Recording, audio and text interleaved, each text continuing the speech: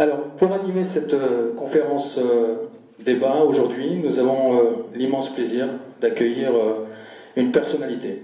Cette personnalité, vous la connaissez sûrement, c'est Tarek Oubrou, grand imam, théologien, recteur de la Grande Mosquée de Bordeaux, intellectuel et écrivain. Vous avez peut-être entendu parler de son dernier ouvrage, Le prêtre et l'imam, donc avec le père Christophe Rocoux. Tarek Oubrou a été décoré chevalier de la Légion d'honneur il y a quelques semaines. Et il est inutile, je pense, de préciser que Tarek Oubrou est simplement la référence de notre association. Alors, avant d'aller un petit peu plus loin dans la présentation de cette conférence, je voudrais simplement faire un point sur une action citoyenne que l'association AMEA va mettre en place dans quelques semaines.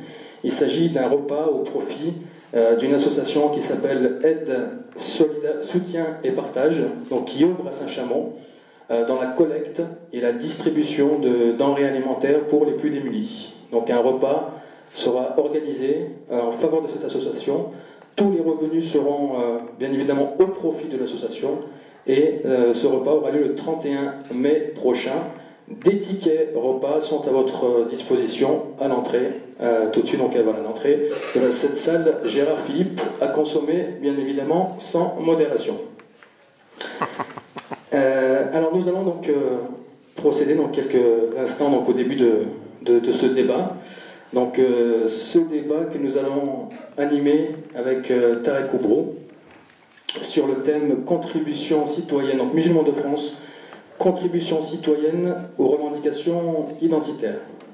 Alors, que cela veut dire écoutez, ça veut dire que de plus en plus, nous assistons à une montée du communautarisme et une multiplication des revendications identitaires qui poussent au désengagement citoyen, créant ainsi des inquiétudes pouvant compromettre le vivre ensemble. Une réflexion conduit à penser si l'islam serait alors identique. En d'autres termes, l'islam conduit-il, oui ou non, et à l'isolement d'une personne ou d'un groupe lorsqu'il est minoritaire? Cette idée d'une identité musulmane comme réactionnaire et de crispation est prédominante aujourd'hui en France. Il est donc important de prendre le temps de comprendre les différents enjeux de l'identité musulmane française et pour ce faire, pour connaître les enjeux, les solutions, les perspectives, je vous prie d'accueillir avec vos chaleureux applaudissements le professeur Tarek Oubrou.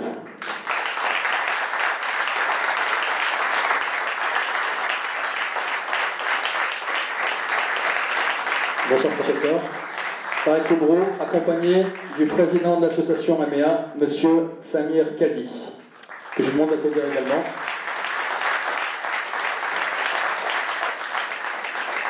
Alors, comment va se dérouler le débat? Nous allons donc avoir dans quelques instants une allocution du professeur Tarek Oubrou concernant le thème. Je passerai ensuite, ou plutôt un membre de l'association récoltera des questions que vous souhaitez peut-être poser à Tarek Oubrou sur la fiche qui vous a été remise. Je m'excuse d'avance de ne pouvoir choisir toutes les questions puisque nous aurons quelques contraintes au niveau du temps. Voilà, donc je vous prierai de nous excuser pour cela. Donc n'hésitez pas à poser vos questions à Tarek Oubrou et nous en sélectionnerons 4 pour pouvoir en débattre avec lui. Mesdames, Messieurs, je vous laisse donc en compagnie de Tarek Oubrou.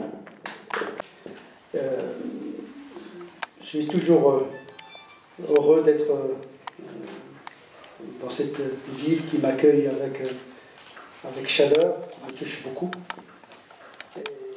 Envie de partager toujours dans le sens de dialogue, de partage d'un ensemble de réflexions autour d'un sujet effervescent, un sujet très sensible, où l'émotion souvent obscurcit la raison et le bon sens. Donc on va prendre un petit peu le recul, on va décoller un petit peu pour prendre de la hauteur par rapport au bouillonnement de l'actualité. L'islam aujourd'hui est un sujet qui relève souvent, quand on l'aborde, de l'irrationnel, de l'émotionnel. On a du mal à rationaliser, à avoir une approche assez rationnelle de ce sujet, y compris chez les musulmans. Le rapport, pour l'instant, chez beaucoup de musulmans avec l'islam est un rapport malheureusement identitaire. Et je m'expliquerai peut-être de ce piège de l'identité qui est redoutable,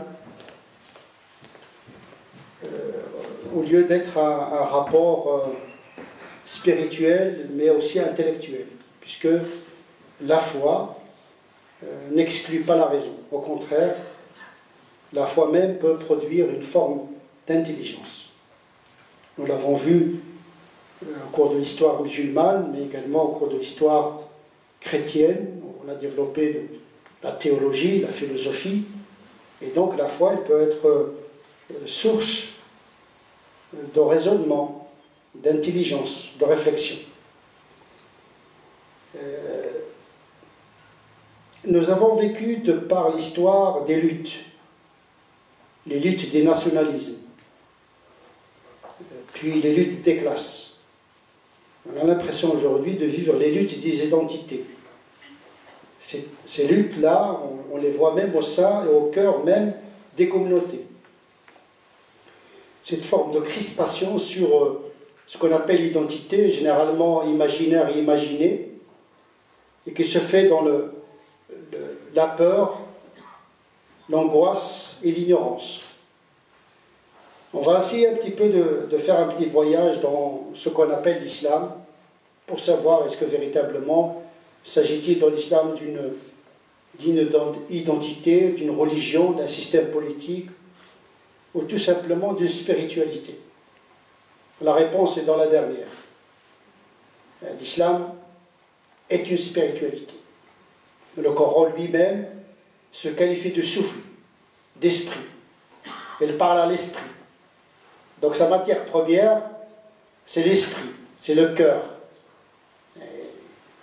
Et donc l'objet premier de l'islam, comme toute religion qui se respecte, notamment révélée, eh bien c'est l'esprit qui compte, c'est la spiritualité, c'est le cœur.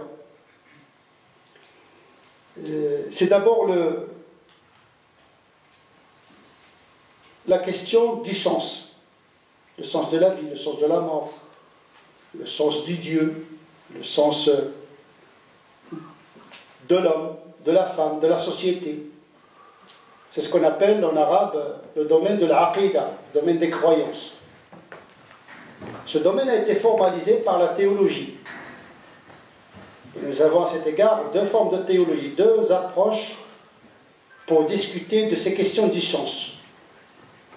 Il y a ce qu'on appelle la théologie spéculative, c'est-à-dire un discours sur Dieu, sur l'homme, sur le sens de la vie, de la mort, de l'égalité, de la dignité, qui sont des sujets d'ordre métaphysique d'une certaine manière. Et nous avons l'approche de la théologie spéculative qui convoque le raisonnement, l'interprétation spéculative des textes, mais également l'interprétation du monde. Le Coran fait référence au livre naturel. Les signes de Dieu sont déposés dans le Coran, dans l'Évangile, dans l'Ancien Testament, mais également sont déposés dans la nature. Comme si le Dieu créateur nous parle à travers le monde. Ce que j'appelle la sémantique divine cosmique. C'est pour cette raison d'ailleurs que les musulmans ont essayé un petit peu de comprendre Dieu à travers ses lois, biologiques, physiques, etc. Il n'y a pas que les lois morales. Ça, c'est l'aspect qui codifie pour le comportement de l'être humain. Mais il y a des lois qui gèrent l'ordre du monde. Et donc, dans une double herméneutique, les deux lois, les deux types de lois viennent du même auteur, le révélateur et le créateur. Donc, on ne peut pas comprendre le Coran si on ne comprend pas le monde, et on ne saura pas le sens du monde si on n'est pas éclairé par la révélation. Et donc c'est ce domaine qui est le plus important dans la tradition musulmane, c'est-à-dire la question du sens. Comment découvrir Dieu à travers non seulement le Coran, mais également à travers le livre naturel, et pas seulement. il y a un autre livre considérable à explorer. C'est le livre intérieur, ce qu'on appelle la raison, qui est source de vérité également. Donc non seulement on est dans l'herméneutique du Coran, c'est-à-dire l'interprétation d'un texte qui se veut comme un souffle, il donne le sens et l'esprit, mais également à travers la nature.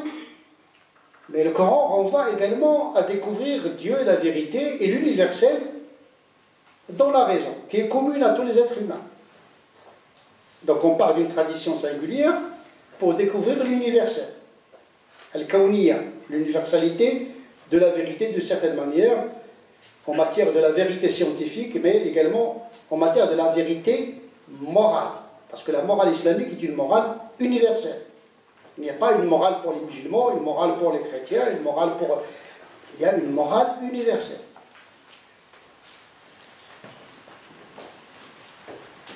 Ce qui nous fait sortir un peu de la clôture identitaire.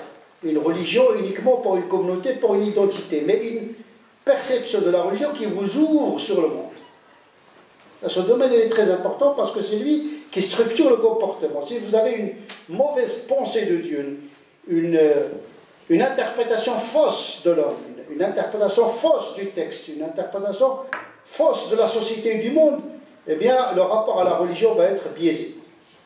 Au lieu que la religion vous intègre dans le monde, eh bien, cette religion va vous aliéner et va vous couper, il va vous mettre en rupture par rapport à vous-même, par rapport à votre entourage. Donc cette question du sens, elle est très importante. D'ailleurs, la partie la plus importante du Coran parle de la aqidah, de la foi, pas la foi comme ça, comme un sentiment flou, mais un sentiment qui est canalisé par la réflexion. La foi, c'est une chose, elle est universelle, mais elle est éclairée par les croyances, parce que la foi peut être un explosif, peut partir dans tous les sens. Comment canaliser, comment rentabiliser, comment optimiser, comment orienter l'acte de la foi. Et donc il faut être éclairé par ce qu'on appelle la théologie spéculative, mais pas seulement. Il y a une autre théologie qui s'appelle la théologie mystique. La connaissance par la perception gnostique intérieure. Il n'y a pas que les neurones qui pensent, il y a également l'émotion qui provoque de l'intelligence. Et donc, nous pensons les choses par notre être, par le corps, le cœur et la raison. Il faut mobiliser l'être humain dans sa totalité, l'engager dans cette réflexion de la connaissance. Et donc le Coran, ce n'est pas un point d'arrivée, c'est un point de départ. Les gens pensent souvent qu'il suffit de lire le Coran pour le comprendre, il suffit de le comprendre pour le mettre en pratique. Ce serait trop facile. On n'est pas dans la mécanique de Newton, on est plutôt dans la mécanique quantique, où entre la cause et l'effet, il y a beaucoup de variables. Hein? Notre équation contient beaucoup de variables. Il n'y a pas que voilà, je lis, donc je comprends, puisque je comprends, donc je mets en pratique. Ça, c'est un raisonnement redoutable. C'est le littéralisme. C'est même l'autisme, parce que c'est une lecture qui vous ferme complètement dans un autisme qui vous coupe de la complexité de la réalité de l'homme, de la société, du texte et de la réalité. Donc le Coran, il oriente. C'est un point de départ. Les gens qui pensent que, voilà, je suis dans l'islam, donc je suis dans un aboutissement. Donc la démarche s'arrête, il n'y a plus de chemin à traverser, et voilà, on est installé dans un confort et dans une paresse intellectuelle et spirituelle et morale. Non. Quand on est musulman et on le devient.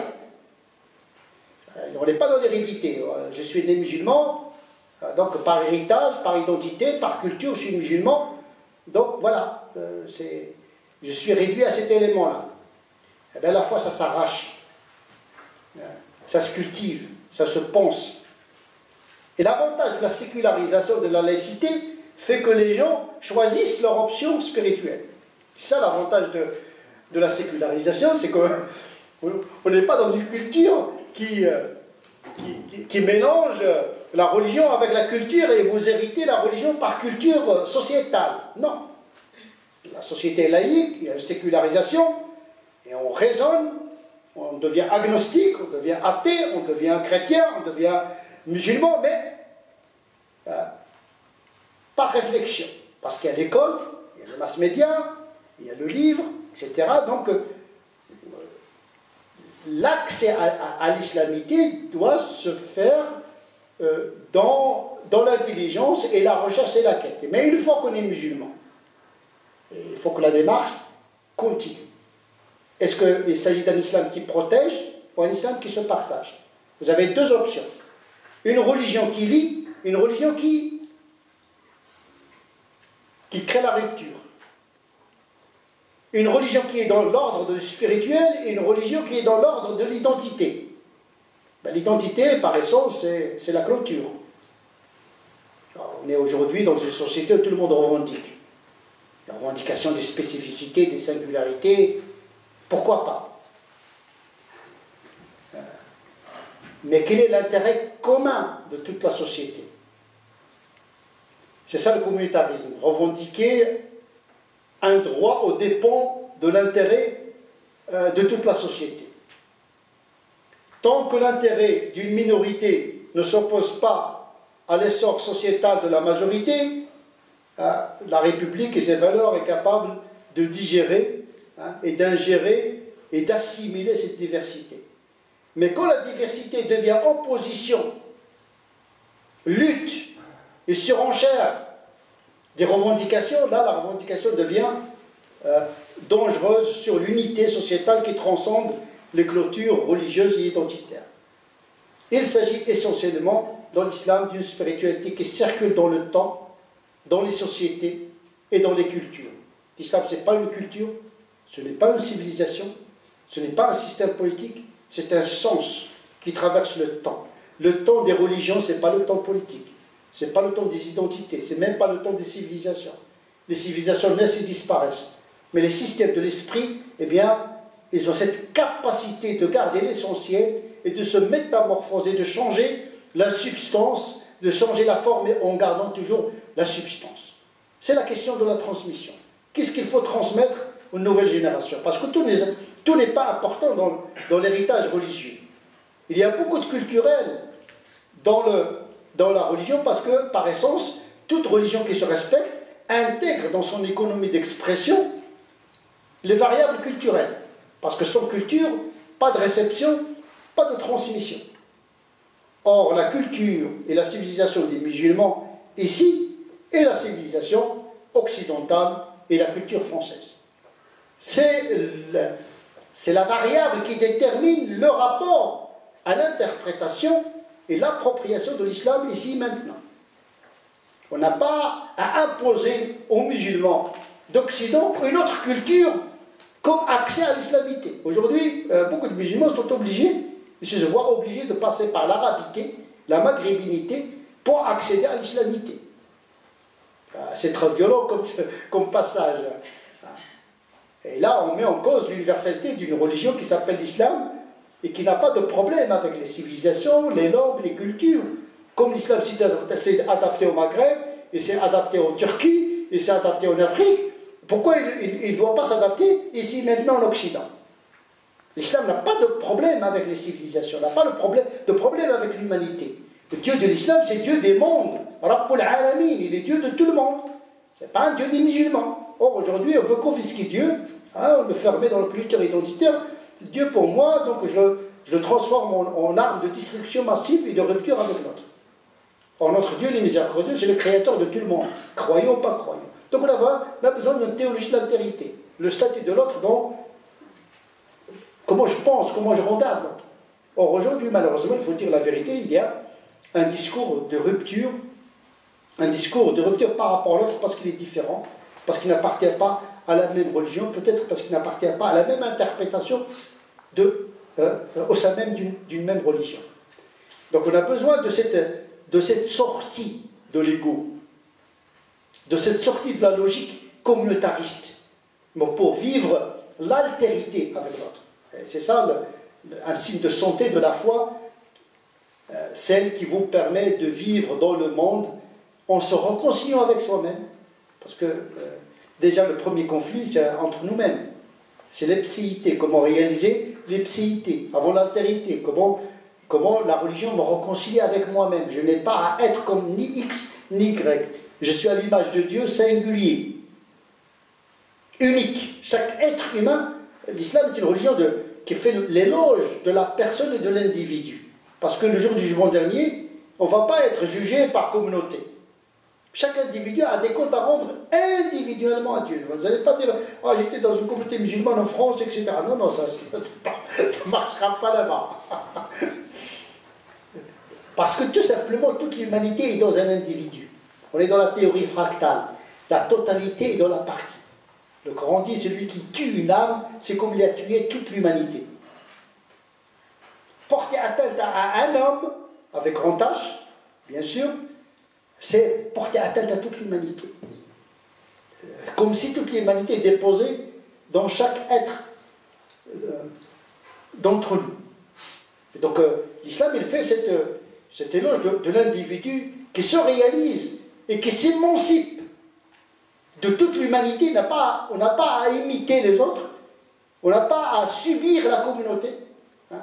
On doit s'émanciper. Je pense que le système républicain, la rousseauiste, hein, notre philosophie politique en France, c'est le citoyen, c'est vrai, abstrait, mais d'abord un individu.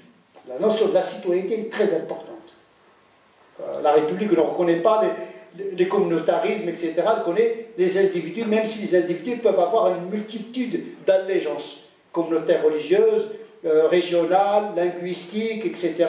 Mais à chaque individu de gérer ses multiples allégeances. Les origines, les affinités, l'éducation, chaque identité est unique. On n'a pas à décréter les identités. Il n'y a pas de logiciel pour l'identité. C'est une interaction avec l'inattendu de l'histoire et de l'existence. Par contre, les valeurs sont universelles. Les valeurs ne changent pas. En islam, il y a la foi qui ne change pas, il y a le culte qui ne change pas, les 5 prières, le jeûne du mois de Ramadan, le pèlerinage, avec des aménagements selon le rythme professionnel, le rythme sociétal, etc. Le principe est gardé, mais un système de rojas, des dérogations qui rendent ce contact avec le divin, parce que le culte, ce n'est pas de la gymnastique, ce n'est pas de la culture, ce sont des moments d'arrachement à la pesanteur de la vie pour se ressourcer afin de continuer l'intégration dans la société. 5 prières, c'est 5 minutes, chaque prière, hein, c'est un moment où on se concentre sur l'essentiel, une revisite générale pour pouvoir continuer la traversée du désert existentiel. Donc l'âme a besoin de moments de concentration sur l'essentiel. Le jeûne, plus que jamais, on a besoin de jeûne dans une société de consommation. On est réduit à des consommateurs. Le jeûne nous apprend la liberté de dire non. Il y a la liberté de dire oui, mais il y a une autre liberté, c'est celle qui consiste à résister aux stimuli biologiques. On n'est pas des animaux, notre code n'est pas notre nature, l'esprit peut triompher du corps. Eh bien, le jeûne nous apprend à modérer nos instincts. Ce n'est pas une fin absurde. Beaucoup de musulmans aujourd'hui, quand ils font le jeûne, c'est comme un sport, hein, c'est la concurrence, c'est devenu culturel. On fait le jeûne pour manger shorba le soir, hein, c'est pas pour... On passe toute la journée à penser qu'est-ce qu'on va manger le soir. Et puis on prend du poids, on consomme beaucoup la consommation dans les boucheries halal, etc.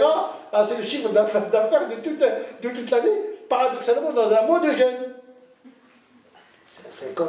Voilà, c'est la sécularisation du rite, c'est-à-dire la perte du sens, hein, d'un rite qui nous apprend à équilibrer entre la tension de l'âme vers le ciel et les besoins du corps qui nous attirent vers le bas. Le jeûne, c'est imiter les anges et Dieu. Les anges ne boivent pas, ne mangent pas, ne sont pas ni féminins ni masculins, il n'y a pas de rapport sexuel, Dieu n'a pas de sexe. Donc pendant la journée, on est dans cette connaissance de Dieu par imitation, du modèle céleste. Parce que nous sommes doublement citoyens, des citoyens célestes et des citoyens terrestres. Nous avons des devoirs envers nos âmes, mais également nous avons des devoirs envers notre corps, donc nous devons assumer notre réalité biologique, mais également on n'est pas uniquement des corps, on est autre chose qui échappe à la quantification, à l'intelligibilité scientifique qu'on appelle roh, ce souffle, cette âme qui nous habite, et sa nourriture, c'est le jeûne. Donc, plus le corps mange, plus le corps est rassasié, plus l'âme est assoiffée, plus l'âme a faim. Et plus le corps a faim, et plus l'âme est rassasiée. Il faut trouver le juste équilibre. Donc le jeûne nous apprend à résister contre cette pulsion de la consommation en France. Bien sûr, on retrouve l'équilibre le soir. Il ne s'agit pas de mortifier le corps. Celui qui est malade, celui qui a un travail très difficile, etc. Il y a toujours des aménagements pour rendre cette pratique accessible. Parce que le but, c'est la transcendance, pas la mortification du corps. Il faut toujours trouver le juste équilibre. Et si on est musulman, de trouver ce juste équilibre. Le principe est là.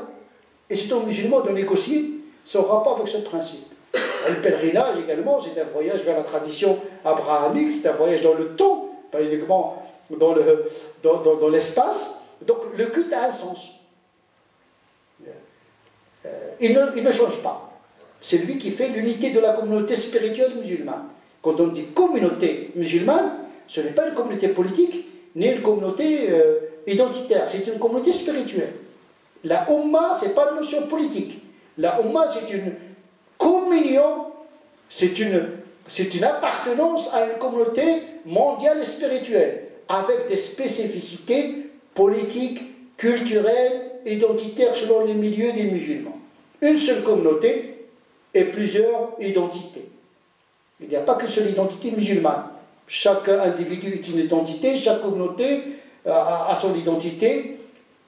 Donc quand on parle de la Ummah, il ne s'agit pas de la mélanger avec le califat, parce que l'islam est né avec l'État. Mais ça, c'est l'histoire, ça. Mais l'histoire n'est pas notre code.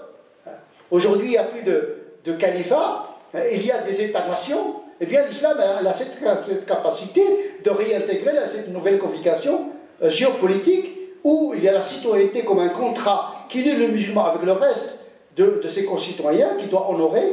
Et donc, nous devons changer complètement notre rapport avec le monde, parce qu'on n'est plus au Moyen-Âge.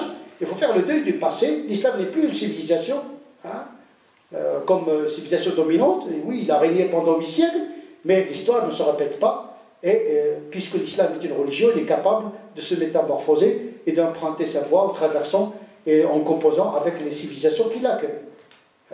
Nous sommes accueillis, l'islam est accueilli en Occident, et il doit reconfigurer son interprétation, sa visibilité, en intégrant la nouvelle configuration politique, le droit, la culture. Il n'y a pas de choix à faire entre islamité et francité. Il y a des gens qui veulent imposer ce choix. Ou bien vous êtes musulman, ou bien vous êtes français. Comme si l'islam est incompatible avec la République. Or, la République, c'est un système politique, et l'islam, c'est un système spirituel et religieux. On n'est pas dans le même répertoire. Vouloir opposer l'islam à la France, c'est vouloir opposer deux systèmes qui ne se ressemblent pas. Véhiculer un islam sous forme d'une identité inflexible, ce serait trahir l'esprit même de cette religion qui est là pour vivre avec les autres essentiellement et qui distribue la paix. C'est un paradigme essentiel, la paix, puisque l'islam vient de salam, donc ça se cultive la paix. Et ça nécessite une sortie de soi. D'ailleurs, toutes les pratiques de l'islam versent dans la générosité. Dès qu'on parle de la prière, toujours quand il parle de la prière, il parle du don. Le jeûne également, on se prive pour donner. Il y a toujours un impact social de la pratique cultuelle. Toute pratique cultuelle qui ne verse pas dans la générosité, le partage, est une pratique inachevée. Le prophète lui-même a dit, je ne suis envoyé que pour parfaire le bon comportement, pas pour parfaire la prière, ni parfaire le jeûne. C'est parfaire le bon comportement. Et donc toute pratique qui ne transforme pas le croyant, qui ne le rend pas heureux, et partageant sa vie avec les autres, eh bien cette religion en vérité est mal interprétée, mal pratiquée. Malheureusement, c'est ce qu'on ressent chez beaucoup de musulmans aujourd'hui, une pratique de rupture, une pratique de crispation, de fermeture, et qui ne mène pas très loin. Parce que quand on se surcharge de pratiques, eh bien, on ne traverse pas le chemin. Il faut être léger pour marcher longtemps. Donc il faut aller vers l'essentiel. Il y a beaucoup de pratiques en islam. Toutes ne sont pas très importantes. À un moment donné, quand on veut faire un voyage, un long voyage, eh bien, il faut choisir ses bagages. Pas transporter tout. On ne peut pas transporter tout. La barbe, la gandora, la culture, le truc. Et à un moment donné, il faut être un peu léger. Surtout dans un moment où il y a beaucoup de tempêtes, il faut être léger. Déjà, les 5 prières, c'est toute une entreprise. Hein. Il ne faut pas brûler les étapes. Hein. Et les gens, l'homme qui part, qui va vers la barbe avant les 5 prières, ou bien qui va vers le foulard avant les 5 prières. À un moment donné, il faut commencer par le commencement. Donc, à un moment donné, on a besoin, en France, et dans le monde d'ailleurs, de se concentrer sur l'essentiel parce que le diable est dans le détail. D'ailleurs, le Coran, sa stratégie, c'est de ne pas multiplier les commandements. Le Coran a dissuadé les compagnons, les musulmans de l'époque, il a dit ne posez pas trop de questions. Vous avez déjà l'essentiel, vous connaissez déjà le bien et le mal. Pourquoi chercher les détails? Parce que quand vous voyez quelqu'un en train de chercher les détails, c'est qu'il ne veut pas pratiquer. Parce qu'on connaît tous le bien, le mal. Le prophète a dit, le mal, c'est ce qui bouillonne dans ton cœur et tu as honte de divulguer. Tu n'as pas besoin de consulter, tu n'as pas besoin de consulter un moufti. On sait le ma'rouf, le Coran qualifie le bien par le ma'rouf, ce qui est reconnu. Le munkar, le mal, ce qui est répugné par le bon sens. Il faut que les musulmans retrouvent le bon sens, tout simplement. C'est-à-dire une religion qui les réconcilie avec leur normalité. Quand on entre dans une pratique, on devient paranoïaque. On voit le mal partout. C'est comme ça. Et chez beaucoup de musulmans, dès qu'ils commencent à pratiquer, ils voient le haram partout. Ils voient le diable partout, alors qu'avant, il était normal. Souriant, parlait avec tout le monde. T'es gentil, mignon, etc. Normal. Dès qu'on rentre à l'islam, il ne faut pas toucher la femme, il ne faut pas saluer, il ne faut pas la mixité. C'est devenu vraiment assiégé, inhibé. Donc c'est pas un moteur, c'est des freins. Donc il y a l'islam qui est moteur, il y a l'islam qui est frein. Ils vont choisir. Un islam qui vous met en relation avec naturalité, avec bon sens, avec gentillesse. Parce que le mal, c'est à l'intérieur, c'est pas en ne voulant pas parler avec l'autre que vous êtes... c'est ce qui se passe dans l'intention. Les actes ne valent qu'à travers l'intention, les motivations. Parce qu'en apparence, on peut être en conformité avec la religion, mais au fond, l'intention est mauvaise. Et donc ce qui compte, c'est quoi? Les motivations profondes, c'est-à-dire la bonté intérieure, la gentillesse intérieure. Mais malheureusement, on ne travaille pas ce côté intérieur invisible, ce qui nous apporte, malheureusement, c'est l'islam visible, effervescent. Voilà le vernis, même si parfois nous mettons le vernis sur la rouille pour cacher la rouille, mais en vérité, il faut travailler sur la matière avant de travailler la peinture. Les grosses œuvres d'abord, avant la finition. Le dogme ne change pas, le culte ne change pas. Par contre, dès qu'on passe à la 3e étape des pratiques de l'islam, c'est-à-dire le relationnel, on doit intégrer les variables culturelles. Les valeurs morales en islam ne changent pas, ils sont universelles d'ailleurs. La dignité, on a donné la dignité à l'être humain, pas aux musulmans. Bani Adam, l'être humain doit être respecté dans sa dignité, quel qu'il soit. L'égalité, c'est une valeur métaphysique, une valeur axiologique. Bien sûr, elle évolue en fonction de l'évolution des sociétés, en fonction des régimes, parce que l'égalité c'est une tension. On parle aujourd'hui d'égalité entre les hommes et les femmes, mais ce n'est pas terminé. Hein, c'est une tension en permanence vers l'égalité. Donc voilà des valeurs cardinales qui ne changent pas. Mais ces valeurs, ils doivent trouver une forme visible dans la culture où se trouve le musulman. Ce que j'appelle moi la théologie d'acculturation. Comment enrober les valeurs morales islamiques dans la culture commune que nous partageons avec le reste de la société. Et donc, parler de l'identité à ce niveau-là, c'est parler de quelque chose qui bouge. L'islam a ses références, le musulman a ses références, il doit les interpréter à la lumière de sa réalité. L'identité, c'est quelque chose qui est individuel, communautaire, et qui obéit à des variables individuelles, familiales, intellectuelles, économiques, sociétales, politiques.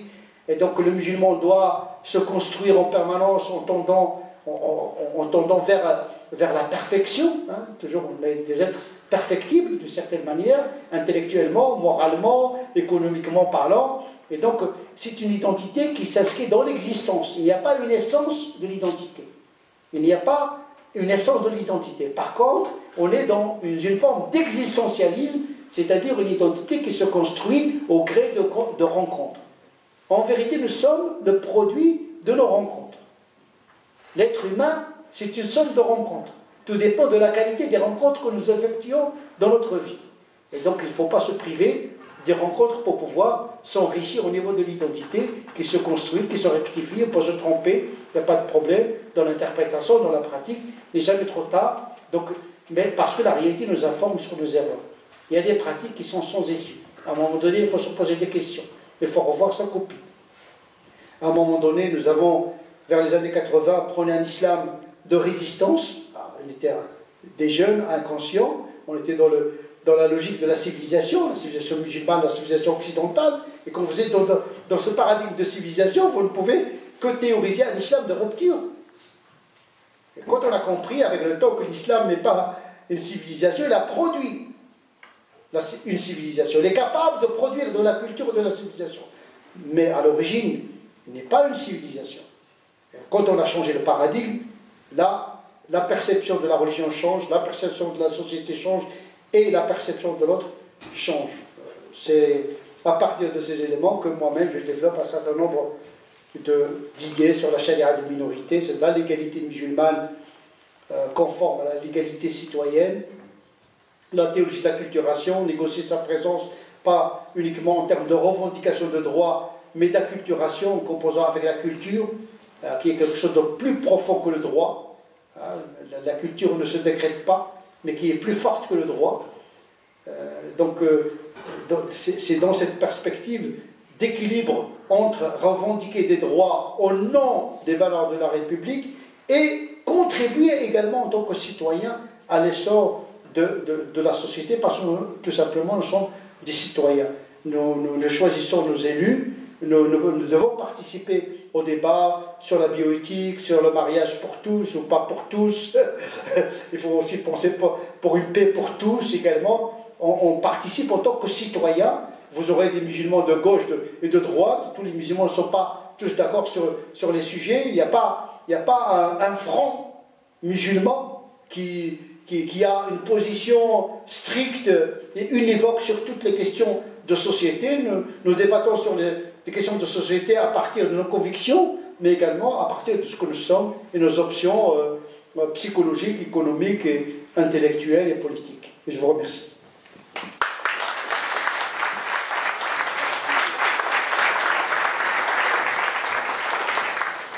Merci. Alors, cher Tarek Ouvrou, alors voici une première question. Donc, mon identité n'est pas un territoire, c'est un paquet de valeurs universelles, c'est le regard de l'autre qui met des barrières à l'universalité et de fait ne la reconnaît pas. La République ne reconnaît pas à l'islam de capacité de produire de la citoyenneté. Qu'en pensez-vous ?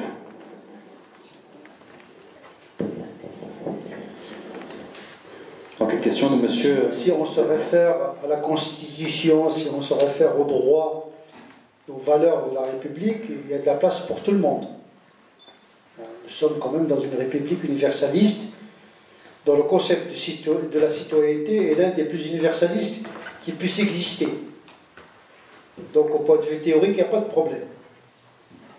Sauf parfois la pratique de ces valeurs par un certain nombre de politiques qui n'est pas toujours conforme à la hauteur des valeurs de la République. Il y a la trahison de ces valeurs par une certaine pratique politique qui ne conçoit l'accès au pouvoir qu'à travers un certain discours qui, au lieu d'unir les composantes d'une même société, joue sur les différences.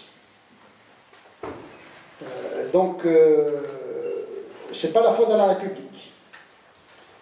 C'est la faute à un certain nombre de leaders religieux comme de leaders politiques qui ne considèrent le pouvoir religieux et politique que sur le communautarisme ou sur la division. Donc il faut mettre à l'abri la religion, d'une part, de ce genre d'instrumentalisation,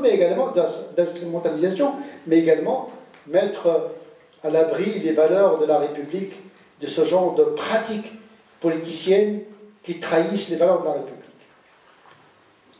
Deuxièmement, il faut que les musulmans sachent qu'on est dans une phase de notre histoire, peut-être postmoderne,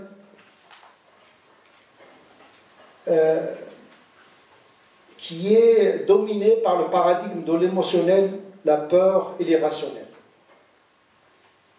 Autant le 19e siècle, fin du 10e siècle, début du 20e siècle, on était dans une rationalité excessive qui a produit des théories de sociobiologie et qui ont conduit à des théories de racialistes qui ont abouti au nazisme, au fascisme. C'est une certaine rationalité qui a produit la Deuxième Guerre mondiale. Autant aujourd'hui, on est complètement dans l'irrationnel total. Et donc, comment rétablir le bon sens et la raison? J'ai toujours tendance à qualifier notre postmodernité par la technique dans une main, l'irrationnel et l'émotionnel dans l'autre, avec un recul de la raison. La technologie d'une part, l'émotionnel d'autre part, ça peut produire un explosif. On a besoin de rétablir la raison, le bon sens, de se démarquer par rapport à l'émotionnel, surtout l'émotionnel qui produit de l'irrationnel. Bien sûr, aujourd'hui, l'islam fait peur à la société. Vu les images qui nous viennent du monde musulman et des comportements d'un certain nombre de cinglés musulmans, et qui confisquent 1,5 milliard de musulmans. L'effet de loupe médiatique fait que, dans l'esprit du citoyen français,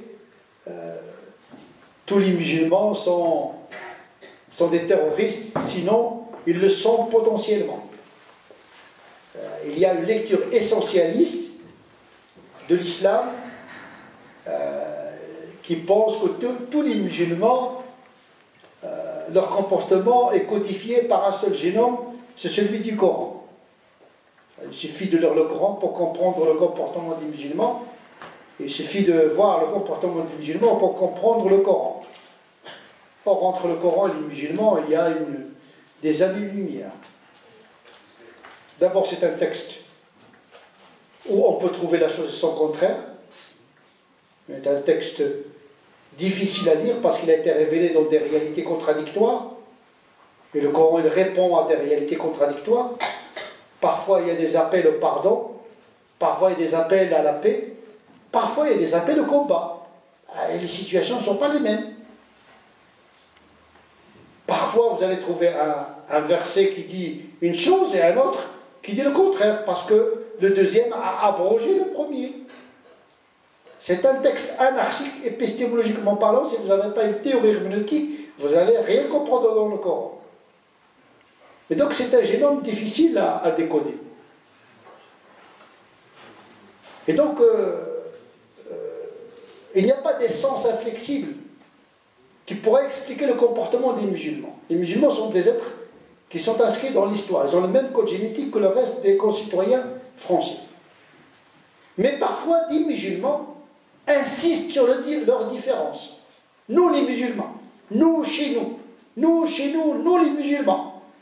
Et donc, en vérité, il confirme cette perception que véritablement, vous êtes différents. Vous n'êtes pas comme nous. Au lieu d'insister sur les valeurs de partage, des musulmans, quand ils parlent de leur religion, ils parlent sur ce qui les sépare du reste du monde. Il faut d'abord commencer par les choses qui nous lient aux autres. Avant de parler des différences, il faut insister sur les ressemblances. D'abord, nous partageons l'humanité.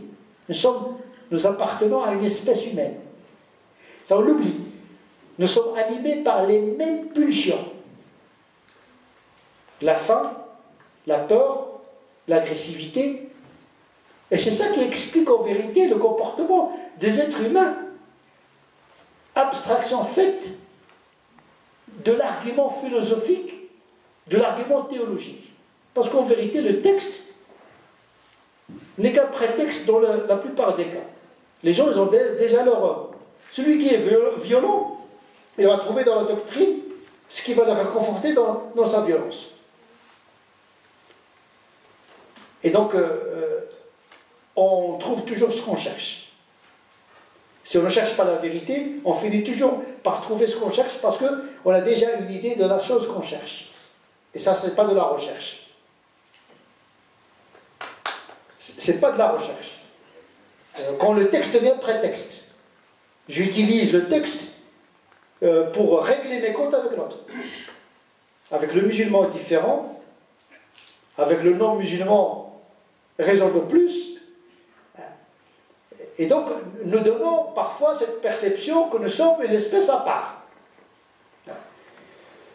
Maintenant, les musulmans, ce qui m'intéresse moi en tant que musulman, c'est le rôle des musulmans dans cette perception.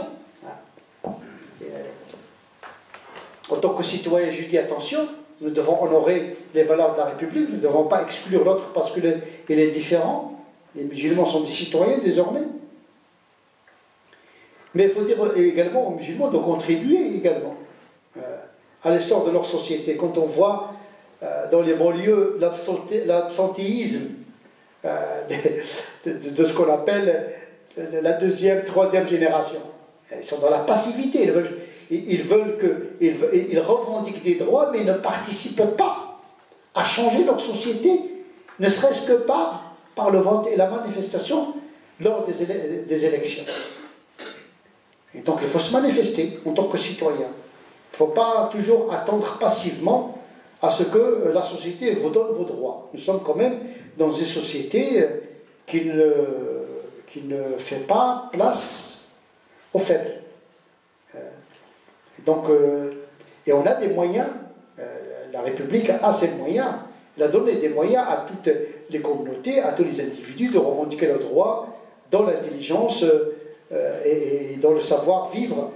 Nous avons la contribution politique, économique, il faut combattre l'échec scolaire qui est un fléau qui frappe beaucoup de nos co-religionnaires. L'échec scolaire est très dangereux pour la religiosité. Lorsque vous avez des jeunes en échec scolaire et vous leur expliquez que le Coran c'est un texte qu'on interprète et que le Coran c'est pas Dieu. Quand on parle du Coran, on ne parle pas de Dieu, on parle de cette race.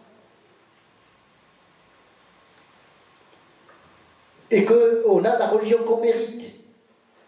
Et que depuis la naissance de l'islam, les musulmans n'ont fait qu'interpréter le texte. Et pour interpréter le texte, il faut avoir un niveau intellectuel au moins moyen pour pouvoir comprendre le développement de l'exégète.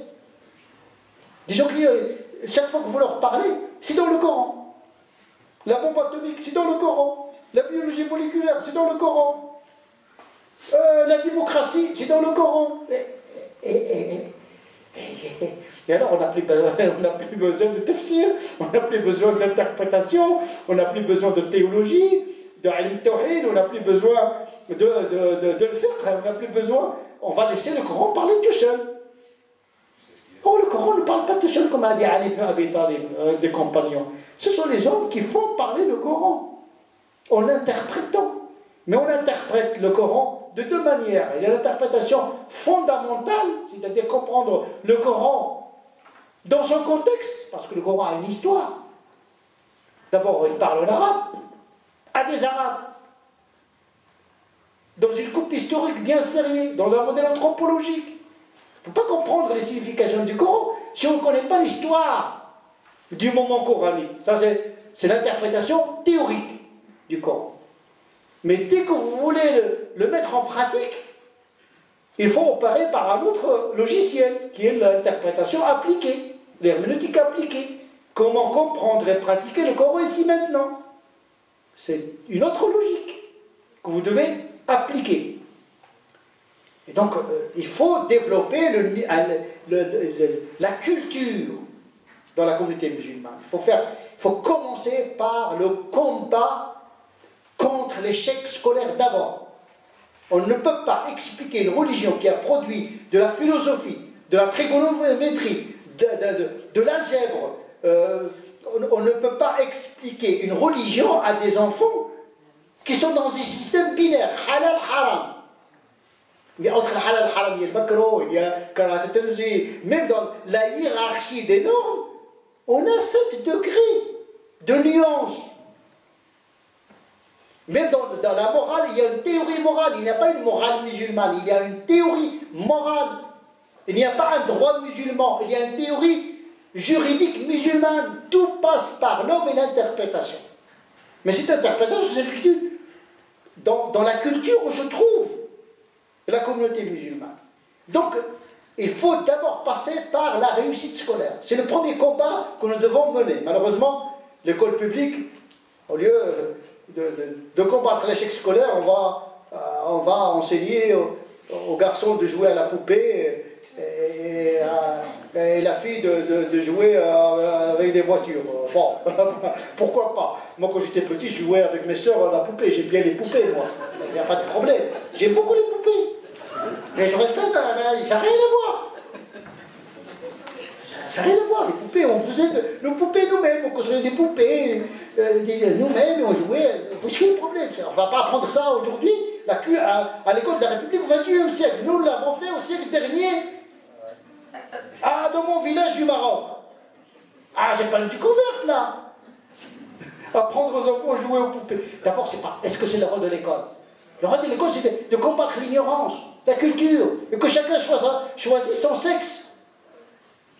Comment on va décréter aux gens comment devenir masculin et féminin? Décréter l'identité. C'est grave. Et donc, voilà, l'école de la République, aujourd'hui, elle est complètement en déconfiture totale. Et qui paie la facture? Une partie de la communauté musulmane, pas parce qu'elle est musulmane, mais parce qu'il appartient à une couche sociale défavorisée. Attention, il ne faut pas religiosiser tous les problèmes. C'est une question de couche sociale. Parce que l'islam qui est venu en France, c'est pas l'islam en Amérique, où il y a la classe moyenne du Moyen-Orient qui sont riches. C'est pas la même chose, c'est pas la même immigration. Et donc il y a la triple peine, la peine ethnique des Maghrébins, basanés, la peine religieuse, ils appartiennent à une religion contre laquelle à un moment donné l'identité de la civilisation occidentale s'est construite, hein. Et puis la peine économique, la peine sociale, 3 exclusions qui font qu'aujourd'hui la communauté musulmane entre guillemets, a du mal un petit peu à trouver sa place dans la société. Mais c'est un combat mené, pas uniquement par les musulmans, mais par la société tout entière, par la République. Il faut retrouver ses valeurs, tout simplement. Il ne faut pas laisser les gens à la périphérie de la société. Il faut intégrer tout le monde.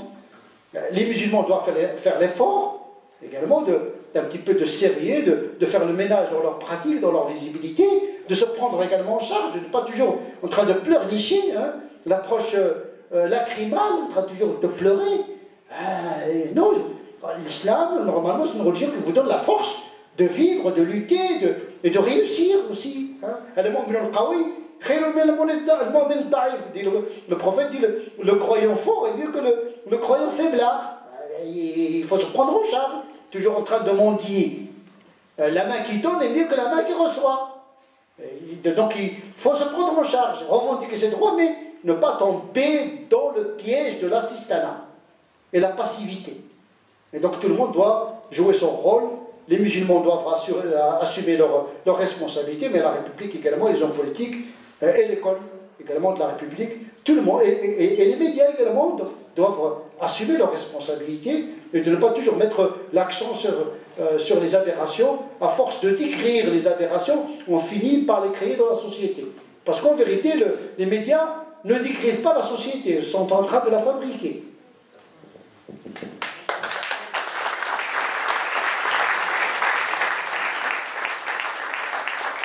Merci Tariq Omrou pour cette réponse. Alors, on a une deuxième question.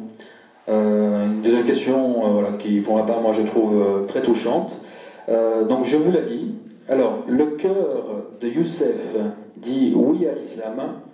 La raison de français doute, se questionne, recherche l'être humain que je suis, à la fois Youssef et français, ne sait que choisir.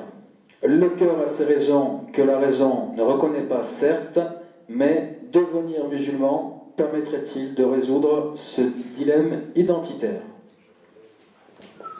Écoutez, le doute, c'est le propre de la foi. Il faut toujours douter. Le problème des musulmans, c'est qu'ils ne doutent de rien. Hein. Ils sont tellement sûrs de tout, circuler à rien à chercher. Ils sont mieux qu'Abraham. Hein. Abraham, lui, il a demandé à Dieu l'épreuve. Montre-moi comment tu ressuscites les morts. Et Dieu de lui dire, aussi, je suis croyant, mais je veux des preuves. Abraham, le père des soumis. Mais une soumission intelligente. Je ne vais pas m'embarquer dans une religion mais la foi, c'est bien d'avoir la foi, mais si n'est pas éclairé, c'est une catastrophe. Le doute doit nous accompagner jusqu'au tombeau. Le prophète, quand il a lu ce verset d'Abraham, qui dit « Montre-moi comment oh Dieu, montre-moi comment tu ressuscites les morts. » Et Dieu de lui dire « N'as-tu pas cru ?» Et Abraham de répondre « Mais si, mais je veux acquérir la sérénité du cœur. Je cherche des preuves. » Abraham, il a introduit la discursivité, le raisonnement dans l'approche de la foi.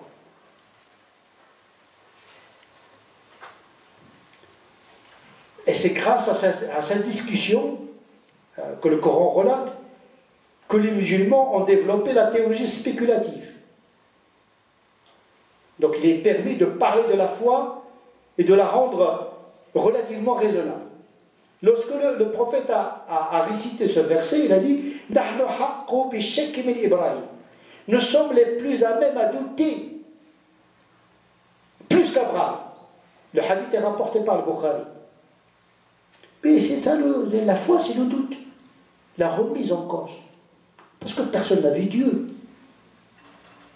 Si quelqu'un l'a vu par hasard ici, qu'il m'accompagne chez lui parce que je le cherche depuis très longtemps. C'est une marche vers Dieu, mais personne ne peut mettre la main sur Dieu.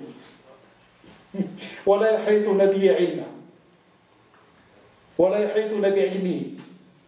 peut pas le saisir. Le propre de la votre parole, monsieur Youssef, me réconforte. Il y a toujours ce doute, une permanence. Des choix à faire. Chaque seconde, on est appelé à faire des choix. On peut se tromper. On peut chuter. Mais on se redresse et on continue. Et la chute est toujours réparée. Comme dans les arts martiaux. Vous savez, dans la chute, vous transformez la chute à votre avantage. Parfois, la chute est salvifique. Le dérapage. Voilà. On a besoin de ce dérapage, la transgression, le péché, la faute. La faute, c'est pas mortel, la faute, le péché. Ce qui est mortel, c'est de justifier le péché et le transformer en deuxième nature. C'est ça qui est grave. Mais tant qu'on est conscient qu'il y a une faute, eh bien, le péché et l'erreur s'en nourrissent du progrès et de la perfection. Le repentir intelligent rectifie la pensée et l'agir en permanence. toujours aux aguets. Rien n'est jamais définitivement acquis.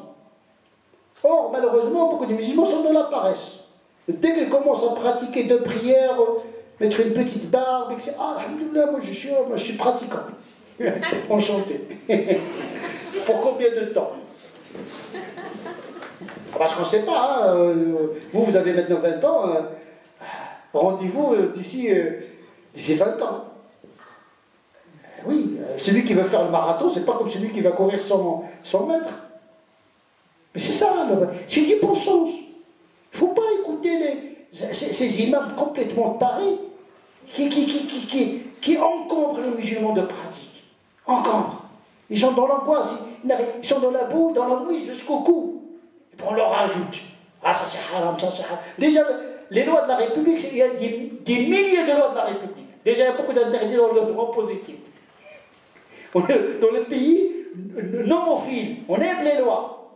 Il y a déjà les lois de la République qui sont multiples. Avec des lois divulguées par les imams, c'est pas possible. C'est pas possible, c'est faire l'œuvre de Shaitan. Parce que le diable, il prolifère quand il a beaucoup d'interdits. Parce que plus il y a d'interdits, plus il y a des tentations. Mais Dieu ne cherche pas à être désobéi. Ne cherche pas. Ne pousse pas les gens à désobéir. C'est pourquoi il n'a pas multiplié les interdits.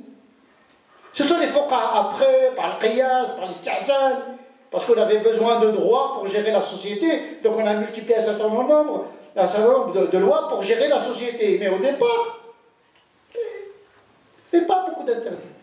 Dans la matière de relationnel, tout est permis, sauf interdiction exceptionnelle. Aujourd'hui, c'est le contraire. Tout est interdit, sauf permission exceptionnelle. C'est le monde à l'envers. Il n'y a pas une pomme, il y a 1000 pommes. Déjà, Adam, avec un seul fruit, a succombé à la tentation. Si on donne 1000 fruits aux croyants, c'est une tâche incommensurable.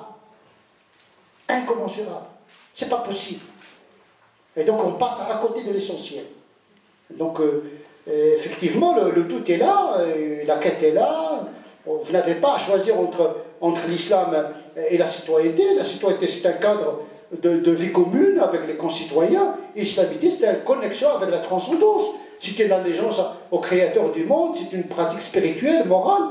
Mais la citoyenneté, c'est une allégeance politique. Et allégeance religieuse, allégeance politique, les deux ne sont pas antinomiques. Il faut trouver en vous le point d'intersection de ces deux allégeances. Allégeance à Dieu, allégeance à la cité terrestre.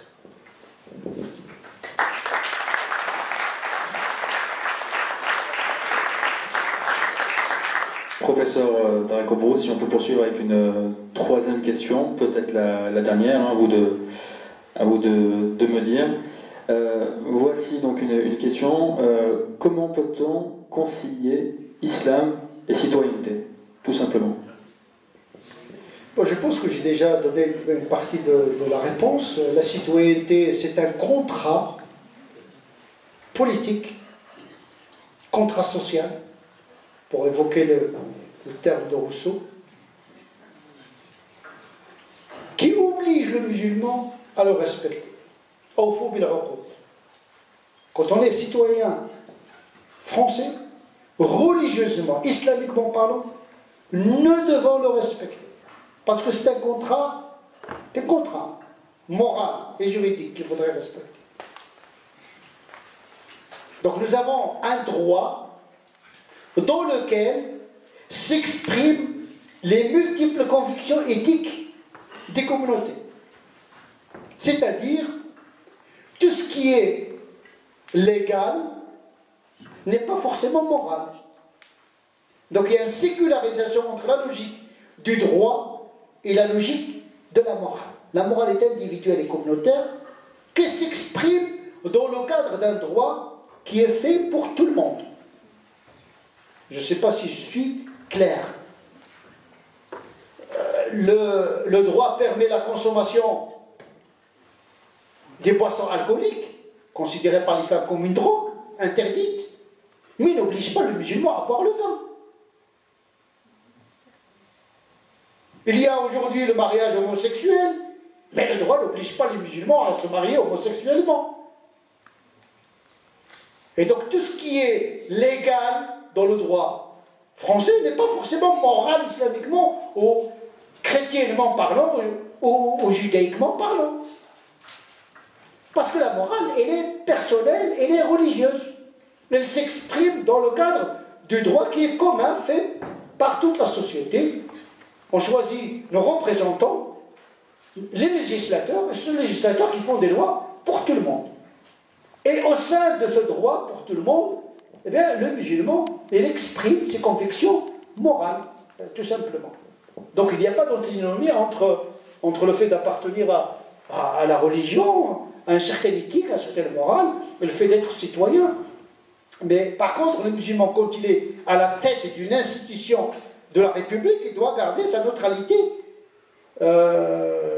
Parce que la laïcité incombe aux établissements, aux institutions de la République, pas aux individus.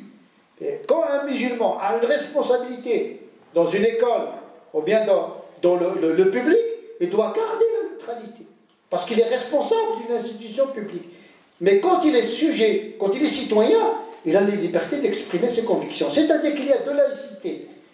Il y a la laïcité de l'État, qui est une forme d'agnosticisme institutionnel, ni pour ni contre la religion.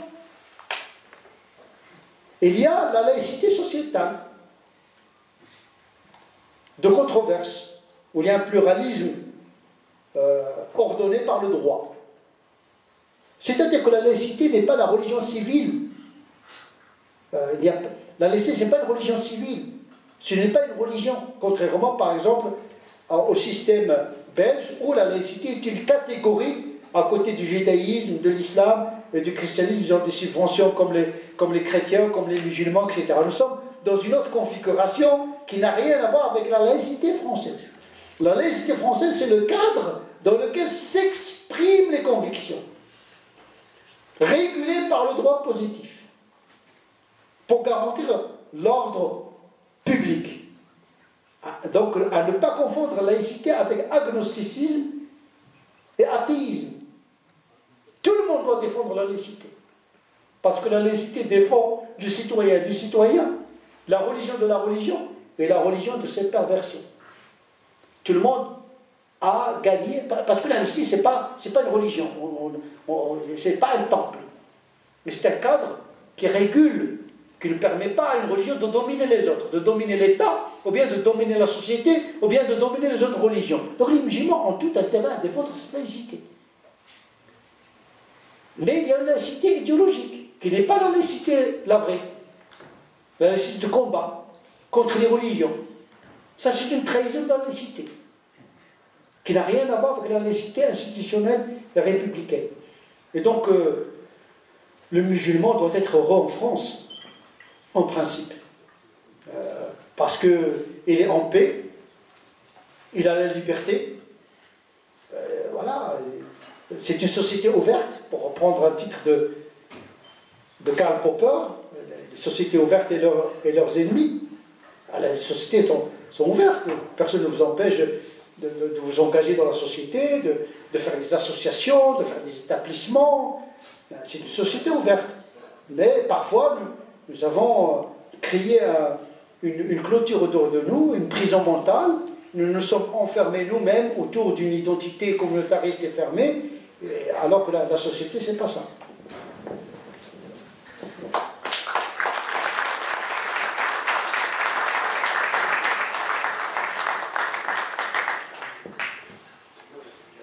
Alors, merci Tariq Oubrou pour toutes ces réponses. Je vous demande de l'applaudir à nouveau très chaleureusement, s'il vous plaît.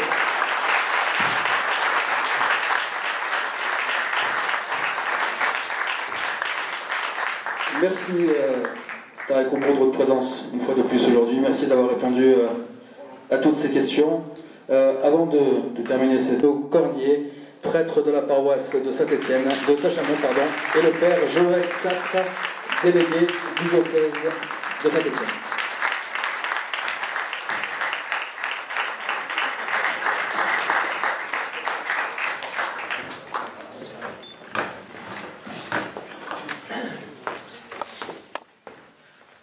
Voilà, je vous donne la parole, Père Cornier, si vous avez deux mots à nous dire.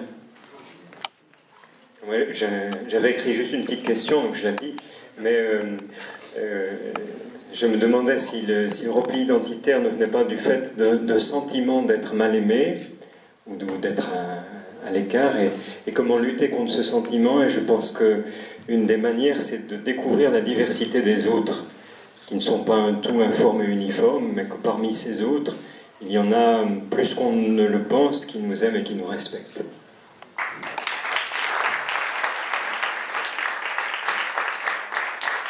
Merci, Père Bruno.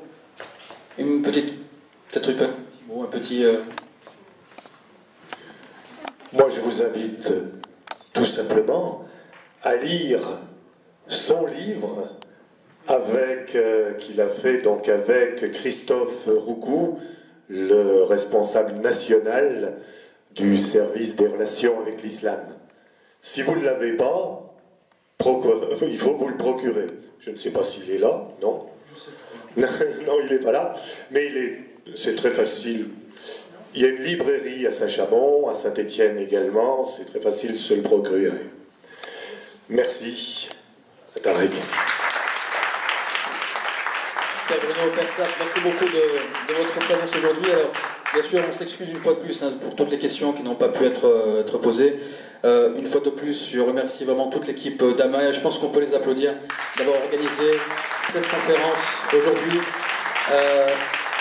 Monsieur le maire est excusé, bien évidemment, Monsieur Reynaud qui n'a pu se déplacer. Monsieur le député Roche-Beloin également, ils sont excusés.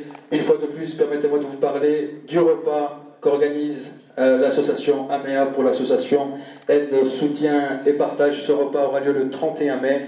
Des tickets repas sont à votre disposition à l'entrée. Merci à tous une fois de votre présence aujourd'hui. Merci encore à Tariq Koubrou. Merci à AMEA, merci à Père Bruno, merci à Père Sartre.